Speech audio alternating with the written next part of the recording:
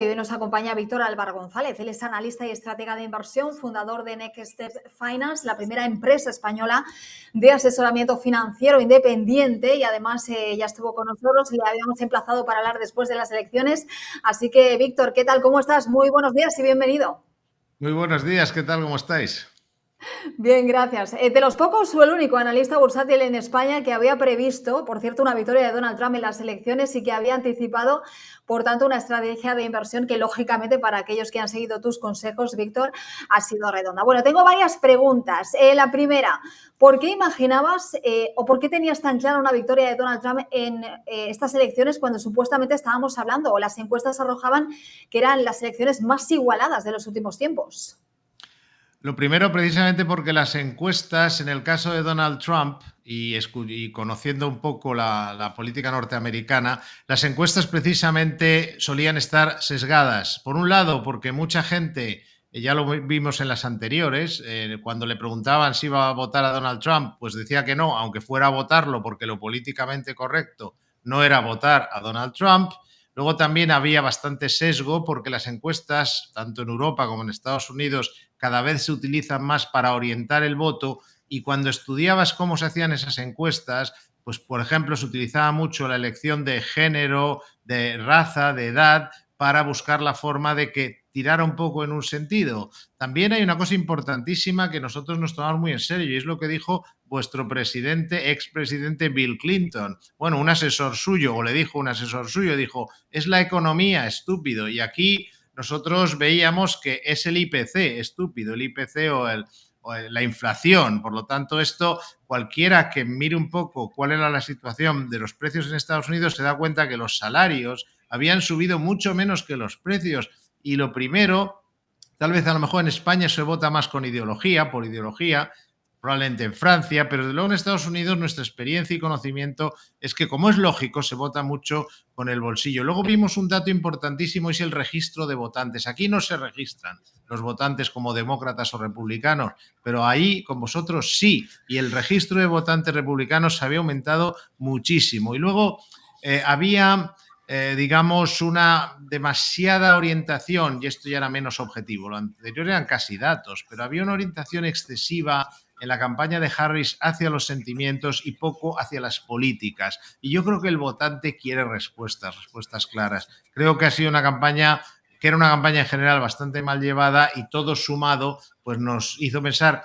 No pensábamos que la victoria fuera a ser tan grande, eso lo reconocemos, pero sí le dimos muchas más probabilidades a que ganara Donald Trump, y obviamente orientamos nuestra estrategia de inversión y nuestros consejos en ese sentido. Qué bien, Víctor. Bien, y nuevamente buenos días. Bienvenido aquí a Wall Buenos Street. días. Buenos días, Wall Street, ¿verdad? Y bien, yo tuve la oportunidad de estar en Europa hace ya más de un mes o antes de las elecciones propiamente, y sí veía cómo los noticieros estaban hablando al respecto. Pero ahora que ya ha ganado Donald Trump, ¿cómo está Europa? ¿Cómo lo ve? ¿Se considera más como que realmente Harris no dio batalla y se dio por perdedora, o que realmente tuvo la victoria los republicanos, en este caso representados por Donald Trump? En Europa están muy sorprendidos porque en general los medios europeos, también hay que decir que eso pasa mucho con los norteamericanos, miran muy hacia adentro, y los medios europeos miran mucho a casa. Entonces, de alguna manera, es como si no hubieran vivido los últimos 4 años de la política norteamericana. Entonces, la visión que tenían y tienen de Donald Trump es mucho más parecida al Donald Trump de 2015-16 que la visión, digamos, que la visión que tiene Norteamérica de Donald Trump actualmente. Entonces, la primera reacción de los medios europeos es de absoluta sorpresa, no se lo pueden creer. Y lo segundo, pues de alguna manera, yo no quisiera decirlo así, pero desgraciadamente da la sensación de que piensan que los votantes o han sido engañados o no sabían muy bien lo que hacían. Algo de este estilo, es triste decirlo, pero eso es un poco la sensación. Pero precisamente porque, claro, desde aquí, desde Europa, no están valorando suficientemente cuestiones como las que hemos comentado anteriormente, que realmente afectan a los norteamericanos. Y se mira mucho, pues un poco como está haciendo ahora el Partido Demócrata, que es buscar mucho las culpas internamente. Es que ha sido Biden que se retiró tarde, es que no tuvo tiempo Kamala con la campaña y no están analizando realmente qué es lo que ha podido fallar desde el punto de vista de los programas y de digamos, el dar a conocer a la nueva candidata, las propuestas, etcétera. Víctor, yo recuerdo comentar contigo la última vez que charlamos aquí que los mercados preferían a Donald Trump y así ha sido, o sea, lo han recibido con los brazos abiertos. En el plazo inmediato ya hemos visto cómo los récords, o bueno, cómo se han disparado la bolsa y esos récords históricos en Wall Street, también en Bitcoin, pero ¿qué va a pasar en el medio o largo plazo? Algunos ven incluso al S&P 500 en los 6.600 puntos, como digo, en 2025. ¿Qué esperas tú? En el corto plazo el escenario no puede ser más bueno para la bolsa norteamericana, no tanto para otros países, porque claro, esto se define claramente. Ha dicho Donald Trump que quien quiera vender en Norteamérica, si no quiere pagar unas tasas elevadas, pues tendrá que fabricar en Norteamérica, aunque esto no va a ser de un día para otro, pero ahora lo que habrá que ver es cómo va ese proceso. Pero en principio los mercados han reaccionado inteligentemente, es decir, ¿por qué? ¿Qué es la bolsa? La bolsa es donde cotizan empresas. ¿Es que les viene mal a las empresas que les bajen los impuestos, sobre todo a las pequeñas y medianas, las que más han subido, como era de esperar? ¿Es que les viene mal a las empresas norteamericanas que, por ejemplo, bajen las regulaciones? Pues no. Es decir, que en general la respuesta es la correcta y lo que veremos ahora es, después de esta euforia, cómo se va concretando. Yo empezaría, nuestro análisis empieza ahora mismo por una cuestión un poquito más psicológica, y es decir, ¿qué Donald Trump vamos a tener?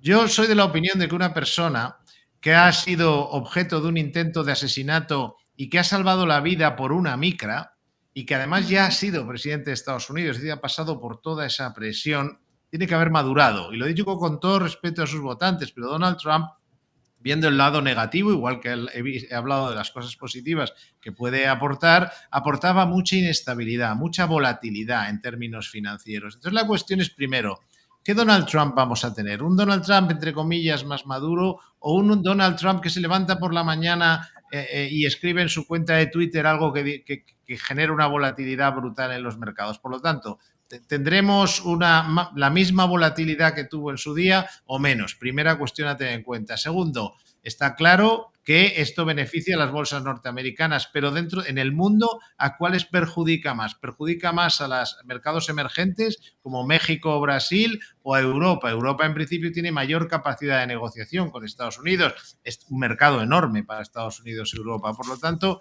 tenemos que ir viendo cómo se van desarrollando las circunstancias, pero en términos generales, la tendencia alcista de la bolsa, hasta que empiecen las negociaciones con China, con Europa, etcétera, debería de mantenerse.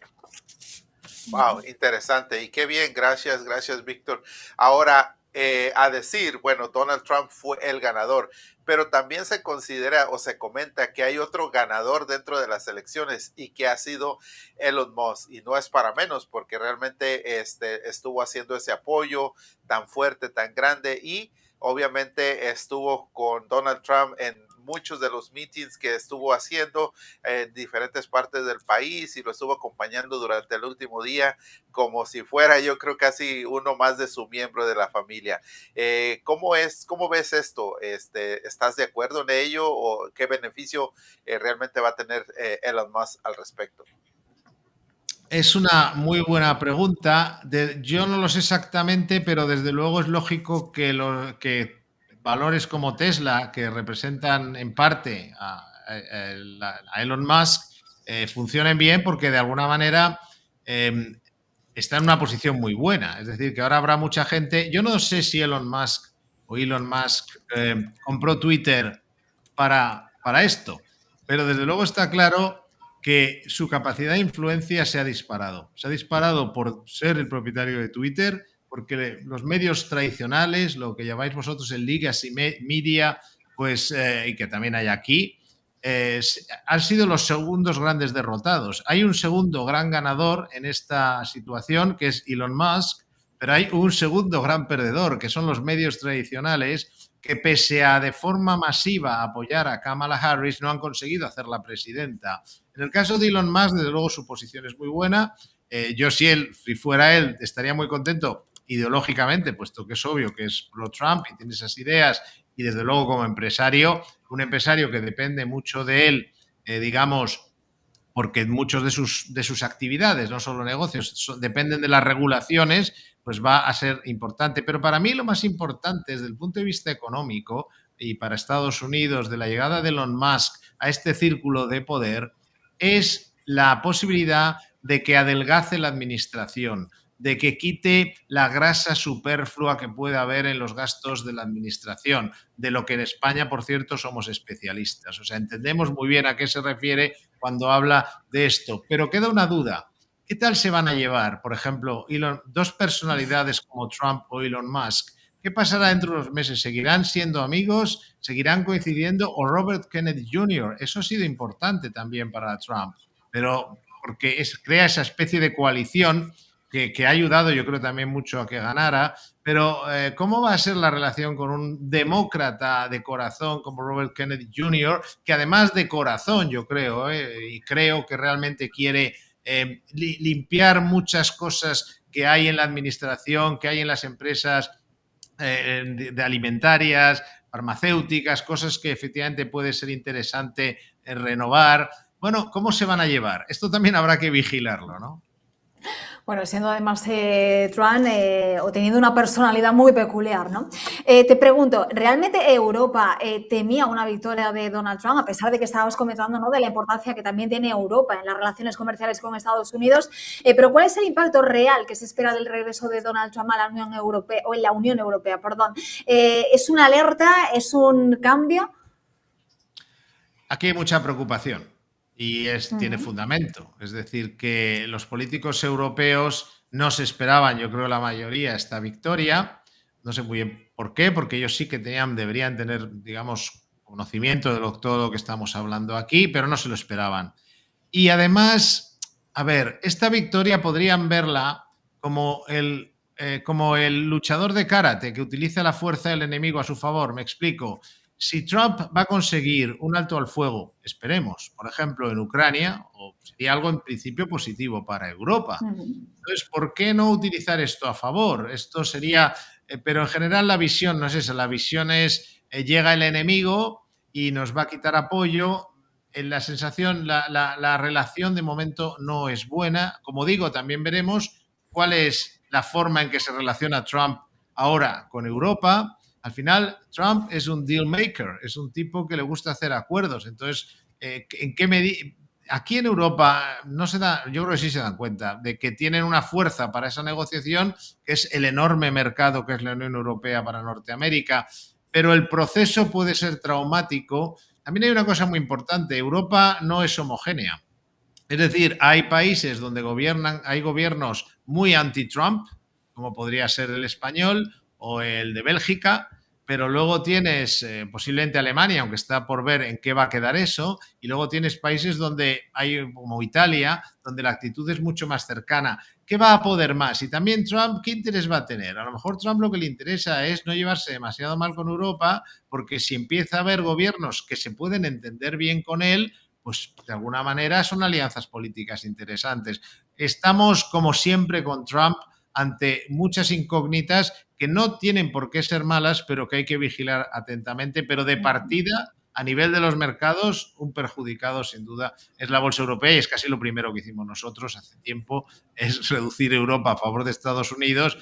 En fin, estamos protegiendo los intereses de nuestros inversores, de nuestros asesorados, y era evidente que el primer impacto, lo único que me ha sorprendido un poco es que haya sido tan fuerte en Europa como en los mercados emergentes, porque en nuestra opinión, como digo, Europa tiene mayor capacidad de negociación a la hora del todo el tema, por ejemplo, de las tarifas, que a lo mejor, como digo, México o Brasil. Sí, efectivamente, y como dice por ahí el refrán, si no puedes con el enemigo, pues únetele, ¿verdad? Para que sea amigo. Así es que esa es una muy buena decisión que se puede tomar. Lo que no sabemos es si lo van a hacer. Si esa va a ser la idea. No sé si va a ser el enfrentamiento o va a ser el buscar, bueno, seamos pragmáticos, ¿no? Sí, claro, Mm. hay que tomar ventaja de todo y obviamente sí es a nuestro favor. Para muchos, por ejemplo, para muchos Trump tiene un discurso racista, siempre ha estado hablando mal, ¿verdad? Antimigrante, pero en algunos estados Trump aumentó 10 puntos entre los latinos. Incluso, de hecho, obtuvo el 45% del voto latino, batiendo récords históricos entre los candidatos republicanos. ¿Esto cómo tú lo ves al momento? Pues fíjate, eso sinceramente tampoco me ha sorprendido tanto y creo que vais a estar de acuerdo conmigo. Kamala Harris yo creo que ha cometido otro error y es, o a lo mejor no lo ha hecho ella, ha sido más el partido, siendo justo, y es el tema woke. Yo no juzgo si está bien o no esta cuestión, pero ¿qué tal vende? Vosotros conocéis mejor vuestro país y la comunidad latina, pero ¿qué tal vende en la comunidad latina, hispana, de Norteamérica, las cuestiones relacionadas con, digamos, la ideología, por llamarlo de alguna manera, woke? En un país, además, donde esa comunidad, entiendo yo, corrígeme si me equivoco, es mayoritariamente católica, evangelista, cristiana, o sea, más bien cristiana, ¿no? Entonces ahí hay un choque que a mí me parece que no era, que si querías tener el voto latino, la mejor forma de conseguirlo no era la idea, digamos, empujar la ideología woke en esas comunidades, ¿no? Pero es que además hay otra cuestión que es de sentido común, como casi todo lo que estamos viendo. Es que le duele menos en el bolsillo a un latino el hecho de que los salarios hayan subido un 15% y los precios un 30%. Si no llega a final de mes, da igual el color de piel, la religión, al final no se llega a final de mes y lógicamente en la comunidad latina, pues eso se ha tenido que notar también mucho, no se nota igual a lo mejor en Beverly Hills. Por lo tanto, eso también ha sido algo que a nosotros nos ha llamado la atención que no haya valorado el Partido Demócrata. Y respecto a la inmigración, todo esto, hay que distinguir, que aquí no se distingue, ¿eh? En España, cuando se habla de que Trump es anti-inmigración, no se matiza que es anti-inmigración ilegal. Que yo no digo que toda la gente que está ilegal tenga por qué deportarse. La gente que viene a trabajar, eso es una opinión personal, pues para mí creo que gana más un país si se la legaliza. Pero es una opinión personal. Lo que sí veo es que de alguna manera no se puede hacer la brocha gorda, el trazo grueso de hablar de inmigración sin separar ambas cosas. Y yo creo que la comunidad que vota allí, que normalmente será mayoritariamente legalizada o naturalizada o lo que sea norteamericana, pues ha estado mirando otras cuestiones y muy especialmente, insisto, la parte económica. Es que cuando los economistas hablan, por ejemplo, de la inflación, están diciendo, y es probable, que la inflación suba más con Trump. Es posible, no lo descartamos. Pero la realidad es que la inflación con Trump se movió en un entorno del 2%, mientras que con Biden fue mucho mayor, sin entrar en los motivos. Pero la gente de a pie lo que ve es eso. Y entonces dice, bueno, será todo lo malo que sea, será racista, pero yo no llego a fin de mes. Y con este hombre llegaba. Es al final mucho más sencillo de lo que lo pintan. Tengo que decirte que, aunque estés fuera de este país, has leído perfectamente, o por lo menos así entendemos aquí, el porqué de esa victoria arrolladora de Donald Trump en las urnas y en las elecciones, y que es verdad que a veces cuesta ver desde fuera, porque se ven otras cosas y realmente no se mira o no se atiende a cómo realmente está aquí el ciudadano de a pie, como tú decías, que es que no llega a fin de mes, y esa es la realidad en muchos hogares y familias, y no de hogares y familias de bajos recursos. Estamos hablando ya de hogares y familias que tienen a dos miembros de la familia trabajando. Pero bueno, más cosas. La victoria de Donald Trump, que no ha alterado, en principio, como lo vimos ayer, los planes de la Reserva Federal de bajar los tipos un cuarto de punto. ¿Qué esperar del máximo regulador de la política monetaria de Estados Unidos? Ayer, por ejemplo, Jerome Powell, ¿no?, quien ha tenido sus más y sus menos, sus dimes y diretes con Donald Trump, ha advertido que él va a seguir, pero es que ahora se abre otro nuevo escenario, ¿no?, con la victoria de Donald Trump en las elecciones. Bueno, yo creo que de momento a él no lo van a tocar, no es la prioridad, está haciendo básicamente un buen trabajo y va a seguir haciendo lo mismo. Es decir, él se va a fijar en los dos mandatos que tiene la Reserva Federal, los precios y el empleo.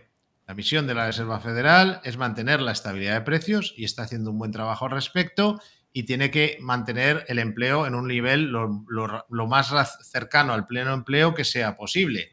Esto va a ser muy fácil. Si los datos de empleo se recalientan y la inflación se recalienta, es decir, si empieza a crearse mucho empleo, empiezan a subir mucho los salarios y empieza a aumentar la inflación, se acabó el proceso de bajada de los tipos de interés. Por el contrario, si sigue la tendencia a la baja, aunque sea de poquito a poco, de la inflación, me refiero al nivel de inflación, porque lo que mucha gente dice es, pero si es que la inflación... Yo oí el otro día un representante del Partido Demócrata aquí en España diciendo que cómo era posible que se hablara de la inflación cuando la inflación ya está cerca del 2%. Claro, pero es que no ha bajado. Es decir, que lo que hace es subir más despacio, ¿no? La gente no ha recuperado poder adquisitivo. Entonces, en definitiva, y volviendo al tema que me preguntas, la Fed va a seguir bajando los tipos de interés moderadamente en la medida en que vea que la inflación sigue bajando y que la creación de empleo no se dispara.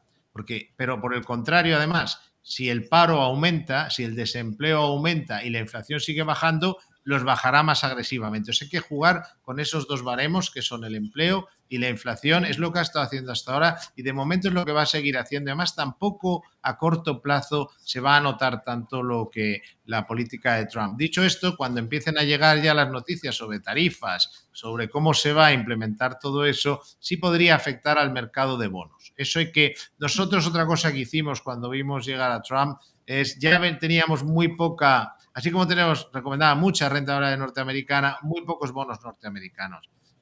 Ni Biden ni Trump fueron buenos para la deuda pública norteamericana. Entonces, como siga Norteamérica gastando como un marinero borracho, como dijo Jamie Dimon, no es bueno para nadie y no tenemos, fíjate, en eso no tenemos mucha confianza en Trump, pero habrá que verlo. Habrá que verlo. Sí, la verdad es correcto, ¿verdad? Porque él tiene una actitud que cambia o la forma de expresarlo que muchas veces es malinterpretado por algunas personas. Pero bien, ya hablando sobre inversiones de renta variable, lo que se refiere a la bolsa de valores, ¿qué es lo que se debe de hacer en este momento? ¿Hacia dónde nos podemos dirigir o hacia dónde podemos dirigir nuestra cartera, nuestras inversiones? ¿Hacia qué sector o qué compañías? Bien, ya sabes ese dicho que hay en los mercados que dice The trend is your friend. La tendencia es tu Correcto, amiga. La correcto. tendencia ahora es clara, y hay que aprovecharla en el corto plazo. Hay que aprovecharla porque lo que ha ocurrido, digamos, va a seguir esa fuerza que ha cogido el mercado con estas novedades va a seguir ahí. Lo que pasa es que eso luego se irá enfriando y habrá que estar muy atentos a lo que venga, como digo, cuál sea el Trump que llega, ¿no? Hay que prepararse para un tipo de inversión en el cual vuelva la volatilidad. Yo no creo que por mucho que haya cambiado Trump vayamos a librarnos de la volatilidad que generaba y entonces básicamente habrá que ser un poco más trader, es decir, más inversor de corto plazo, tampoco de día a día, pero vamos a tener que ir cambiando la composición de las carteras en función de cuál sea el cambio que viene con Trump. Y hay una cosa clara, desde el momento que se ha hecho además con la mayoría en las cámaras y teniendo en cuenta que no quiere o ha dicho que no quiere otro mandato, ni siquiera probablemente pueda, no sé exactamente legalmente si es así, pero él lo ha dicho, pues realmente no se va a andar, como decimos en España, con chiquitas, va a ir a hacer cosas. Entonces depende si va a ir como un elefante en una cacharrería, no es la misma estrategia de inversión que si ha cambiado y va de una forma, digamos, un poco más pausada y buscando inicialmente los acuerdos más que empezar con el caos y llegar luego al acuerdo, que es lo que vimos anteriormente. Pero vamos, nosotros sí nos preparamos de momento para aprovechar la corriente, está a favor, el viento está a favor, pero somos muy conscientes de que va a ser un tiempo a partir de ahí cuando empiece Trump a gobernar y va a gobernar de verdad porque puede gobernar, porque tiene el apoyo de las cámaras, ahí vamos a tener seguramente que ajustarnos a que Trump llegue. Y por otro lado, hemos tenido fuertes subidas en bolsa, sí, pero ha corregido el oro, que lo estábamos viendo en máximos históricos, duras caídas también en los bonos, como comentábamos, soberanos. La renta fija, Víctor, ¿también la vamos a ver algo deprimida? Sí, ha recuperado un poco, tampoco cayó tanto, pero sí lleva un tiempo porque sí, así como en España, yo creo que somos los únicos que considerábamos esta posibilidad o le dábamos más probabilidades a que ganara Trump. En Estados Unidos, en el mercado, en Wall Street, sí que había más gente que lo pensaba y esto que llamáis ahí el Trump Trade y que decíamos nosotros aquí, pues esta cuestión de alguna manera incluye ese temor a que Trump sea un peligro para una deuda pública que ya está disparada. Y esto yo creo que tiene sentido. O sea, se está jugando con fuego con el nivel de deuda pública y hay que tener un poquito de cuidado. En Europa también se ha exagerado mucho con la deuda pública, pero hay un pacto fiscal que parece que se va a implementar. El presidente de Francia, por ejemplo, hace poco ha nombrado a un primer ministro que una de sus misiones principales es cumplir ese pacto fiscal. En consecuencia, renta fija norteamericana, la vuestra, pues nosotros desde luego la evitamos. No es lo mismo el dólar es más atractivo, pero la renta fija norteamericana tendríamos cuidado. Y luego una cuestión, sobre todo porque podemos ganar en renta fija europea mucho más, porque aquí en cambio la inflación va a seguir cayendo mucho, porque el crecimiento es bastante menor. Entonces, y eso ayuda a que baje la inflación. Y lo del oro es muy importante. El oro tiene como aliado el miedo. Yo he leído que en Walmart se vende oro físico, porque vivimos en un mundo con mucho miedo, o hemos vivido y seguimos viviendo en un mundo con mucho miedo. Las redes sociales lo que vende para ganar tweets y seguidores, likes y seguidores y tal, lo mejor es asustar a la gente. Cuando tú dices qué bonito día ha amanecido, nadie te va a leer tus tweets. Entonces, el miedo que hay en la sociedad, real o virtual, hay motivos para el miedo, Oriente Medio, Ucrania, etcétera, etcétera, enfrentamiento político, etcétera, se han exacerbado bastante, yo creo que sobre todo por las redes sociales, y como el Bitcoin es una inversión muy interesante para especular, para, digamos, para momentos de riesgo, pero se ha quedado el oro como el único motivo, digamos, el mayor valor refugio. Claro, si Trump dice que hace lo que dice, pues realmente bajaría la tensión geopolítica, por poner un ejemplo. Se podría llegar a algún tipo de alto al fuego en Ucrania, quién sabe si en Oriente Medio se aflojaría o no la situación. Bueno, él puede decir, ya veremos, pero él puede decir que hizo los acuerdos a Abraham. Entonces, de alguna manera baja un poco la tensión geopolítica, es lo que nosotros, en lo que hasta cierto punto explicamos la posibilidad de que el motivo por el cual el oro haya aflojado un poco al llegar Trump al poder. Bueno, sí, es correcto, Víctor. Y mira, justamente de todo esto que estamos hablando, acaba de salir una noticia donde Donald Trump dice que no planea vender sus acciones de su compañía que está de DTJ, ¿verdad? De DJT. Incluso ha tenido un aumento esta mañana del 11%. Así es que, ¿cómo ves esto? O sea, eso yo creo que da más ayuda, más impulso al inversionista para que se sienta seguro de la economía. Porque, oye, si él no quiere perder dinero y va a seguir manteniendo sus acciones ahí, pues obviamente si nosotros, no quiero decir que compra acciones de esta cuenta, sino que saber que ellos también están metidos en la bolsa de valores y de eso depende el portafolio, porque escuchamos saber que en el año anterior, un ejemplo, alguno de estos grandes inversionistas tuvo un crecimiento del 18% en su portafolio. Entonces, nosotros también queremos tener crecimiento. ¿Cómo ves esto? Es una respuesta, yo creo, relativamente fácil. Hasta que llegó el COVID, la bolsa, bajo Donald Trump, ¿cómo la definiríamos? Que evolucionó el mercado de valores bajo la presidencia de Donald Trump hasta que llegó el COVID. Bueno, pues fue una bolsa alcista, pero muy volátil. Entonces, creo que vamos a tener algo parecido. Yo creo que la tendencia alcista... A ver, cuando dirige el país un empresario, tampoco tiene mucha lógica que quiera perjudicar al mercado de valores. Y todas sus medidas van hacia la reindustrialización de Norteamérica,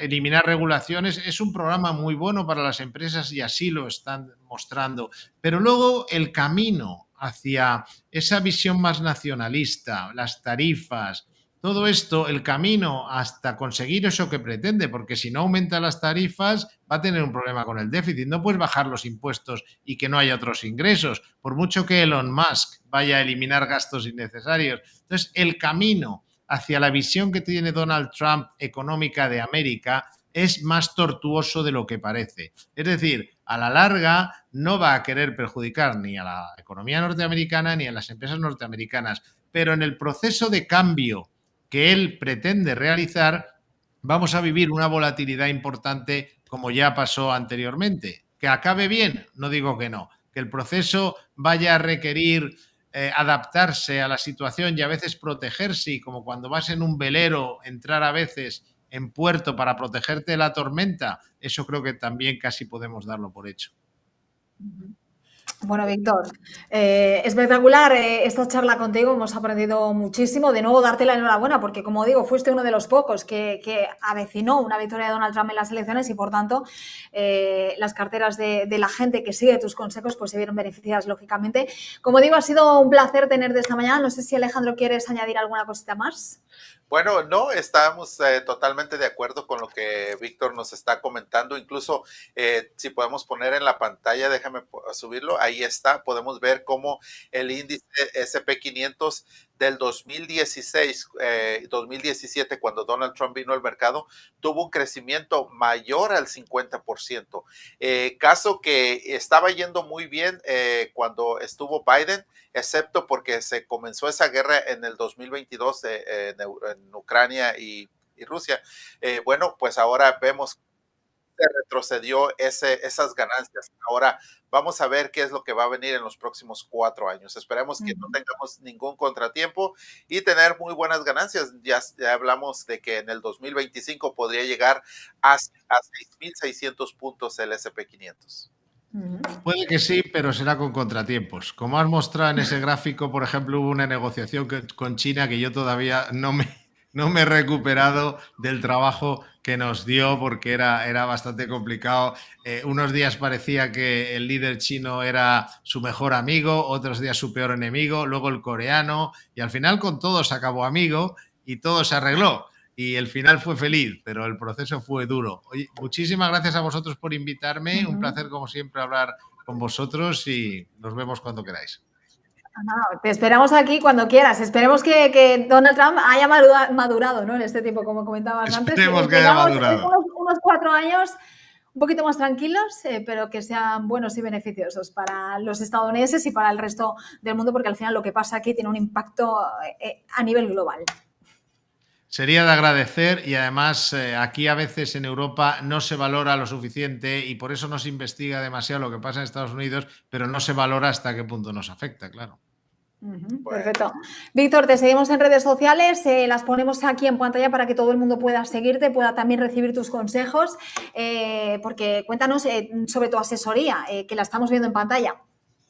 Bueno, ahí lo que estáis viendo en pantalla es solo la newsletter personal que hice yo, pero vamos, también veis ahí Nextstep, y Nextstep es el nombre de la empresa de asesoramiento financiero que tengo el honor de dirigir, que básicamente, aunque en Norteamérica no suena tan raro, el hecho de ser independiente, como somos en España, es decir, no cobramos, en este caso Nextstep es de las pocas empresas españolas que no cobra de los productos que recomienda. O sea, nuestro análisis, nuestras recomendaciones son totalmente objetivas e independientes. Es probablemente lo que más nos caracteriza. Y bueno, pues en Next Step Finance, que para los norteamericanos es fácil, o digamos el nombre, Next Step Finance, es donde pueden encontrar información, o directamente en la newsletter que acabas de mostrar, con este nombre tan largo y tan complicado que tengo yo.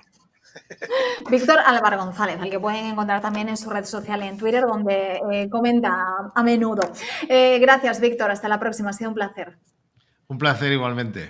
Saludos, hasta la próxima. Adiós. Hasta luego.